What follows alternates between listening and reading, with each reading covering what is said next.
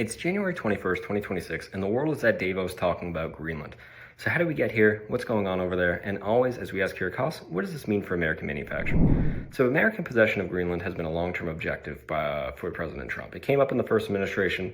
It's come up plenty in the second administration. And the reason for its resurgence in the news is towards the end of December, President Trump created what he called the Greenland Envoy.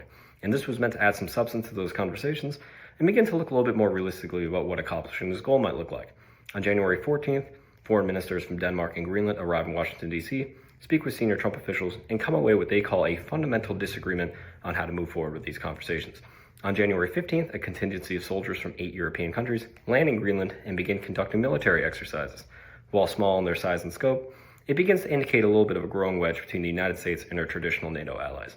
So Sunday is where the news really starts to heat up. President Trump, seeing these 8 nations, says that a 10% tariff on all of their goods coming into the United States will be in effect until an agreement can be made with Denmark, with that number going up over time. This morning, the EU refuses to ratify its trade agreement with the United States. And finally, this afternoon, an agreement regarding this has been declared by President Trump, who's also called up the tariffs. So there's a couple things we're looking for on behalf of American manufacturers over the next few months. So A, what does this agreement look like between the United States and NATO, and how does this affect whether it be possession of Denmark or the potential uses for it?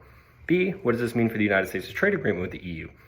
You might not know it, but the EU is actually the biggest purchaser of American goods, meaning that the US exports more to the EU than any bloc of countries in the world, and it also imports more from the EU than any other country in the world. So this is a trade agreement that would cover almost $2 trillion in goods and services, which is remarkably larger than any other group of countries in the world. What does this look like for American manufacturers who use the enormous European markets to their benefit? What does this look like for those who had agreements in place and now the rules are changing over time? And what does this mean for forecasting and projection of their potential customers over in Europe, given that this relationship has, again, changed in a tumultuous manner? So these are things we're watching closely, and we're looking for some resolve over the next couple months.